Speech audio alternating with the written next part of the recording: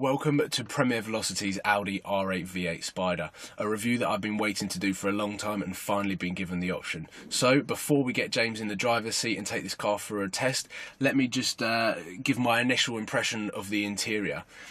From getting in this car, the door handle, it just feels so luxurious, to shutting the door, the sound is again very special. And then once you're inside, the balance of leather, stitching and stainless steel is very, very well designed and stylish, as you can imagine from an Audi car.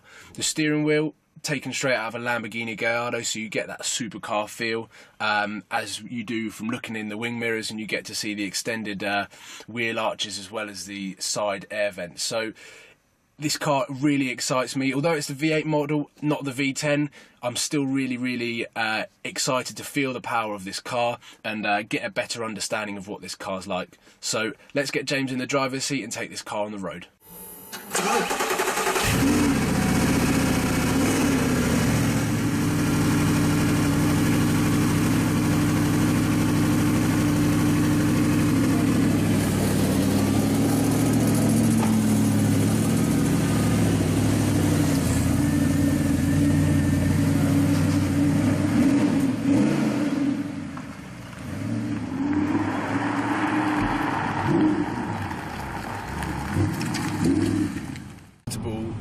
And drive it in England every day just with that window down, because it enhances the sound. It does.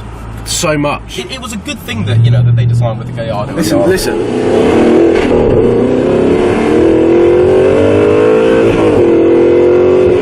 That soundtrack is amazing. It is really good. This is the car that I definitely feel the most comfortable in when driving. In regards to kind of something that's a little bit more than the norm. It's definitely not well acquainted. Definitely not a normal car. Just the looks of the Audi R8. When it first came out, I fell in love. Yep, absolutely. To this day, from when it came out in 2007, now the car is not outdated. It still looks up to date with the likes of the 458, the GTRs. They've only had to mildly facelift it, and it still looks really good. Yeah, it does. And I did get scared that they were going to try and redesign it or try and do something to it, but they didn't. And I'm glad that they did that, because it is iconic. Yeah, the exterior looks amazing. The interior is just as cool. Yeah, very nicely done.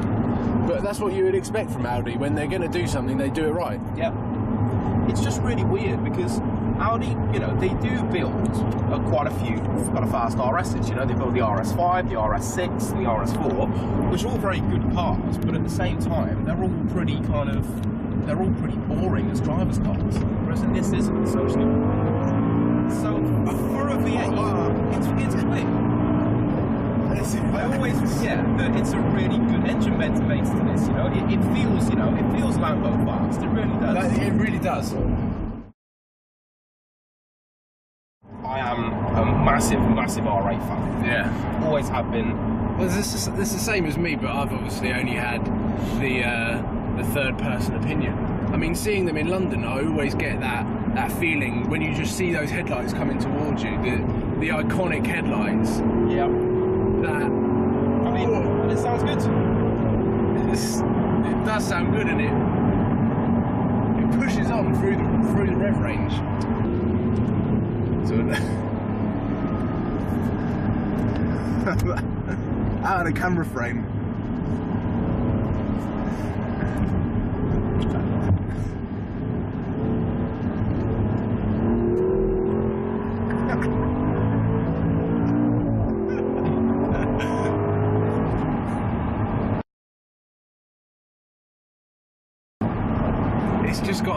It's got all the power you need in this car. I mean, we've said in the Porsche box that it was so fun because the power was accessible. Absolutely. To the limit. Yeah. Whereas this is sort of the same, but a two or three gears ahead of the Porsche. Yeah. And it has the looks. It has the persona, and like I said, going back to the headlights, it's the way that the car looks. It's got the whole package. It does have the whole package. It really is. It ticks a lot of boxes in my first supercar. So now we're coming up to the roundabout. I think everyone's going to know what the next bit I'm going to say is. The tunnel's looming. The tunnel is looming. And this is a V8. For me, the R8 V8 sounds better than the R8 V10 if we're talking stock, completely stock, both of them. Yeah. I'm right in saying as we can do the same as what we did in the Lamborghini and put this roof A little bit down. Yes. We can do that. That's my favourite bit in the convertibles. As much as I don't like convertible supercar, that is cool.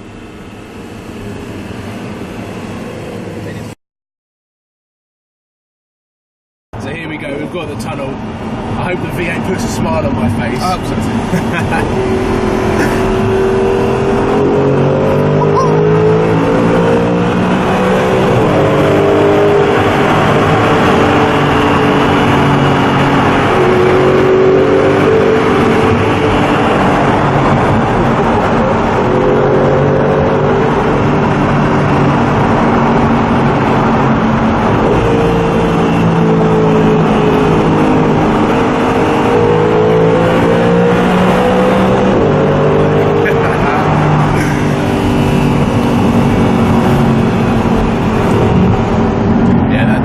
That does sound very, very good.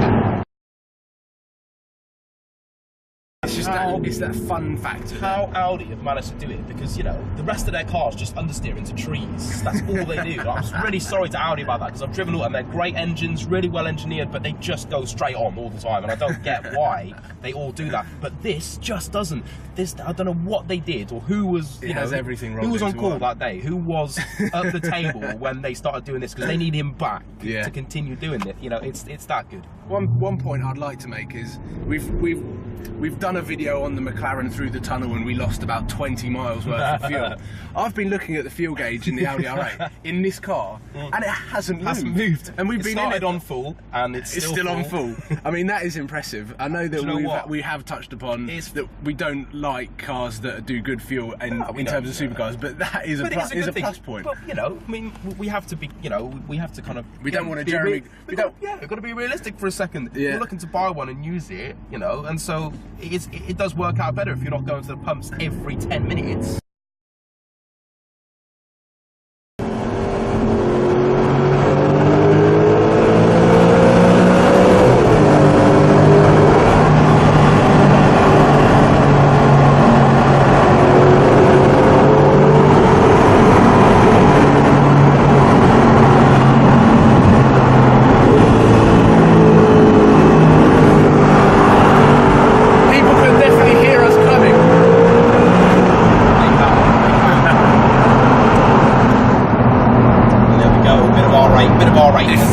I don't know whether people heard that, but I said that people will definitely hear us coming. You coming. They will.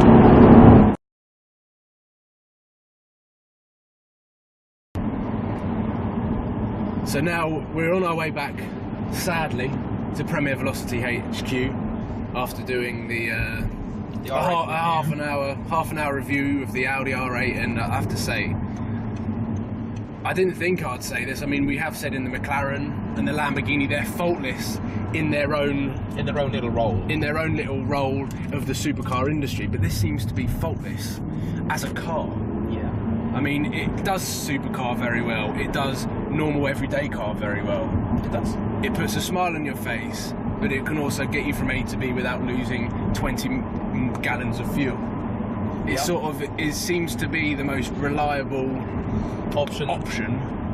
The cheapest. The cheapest compared to a lot of them. Compared to, if you're looking, yes, definitely. I mean, you could buy probably 5 or 6 of Audi R8s for the price of a brand new 458 or a brand new McLaren. But absolutely, what are you going to do with six R8s? 6 R8. But what a car! What a car! James said it right at the beginning. Right at the beginning. This car is one of his favourites, and I just have to agree. What a car! We've done the review. We've finished the review. I think we might be getting somewhere now. What do you think?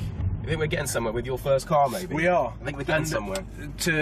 To quickly sum up what we've got to come for the viewer, we've got the Maserati Grand Cabrio, which is one of Premier Velocity's favourite grand touring convertibles, but I'm really reviewing that for the sense of the coupe MC Shift. Yes. Which has got the V8, the 4.7 litre, ridiculously sounding, amazing engine. Great engine.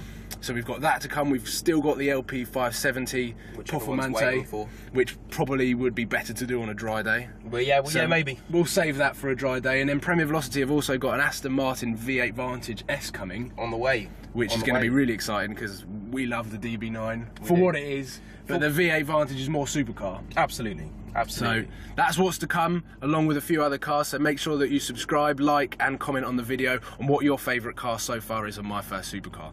Thanks for watching.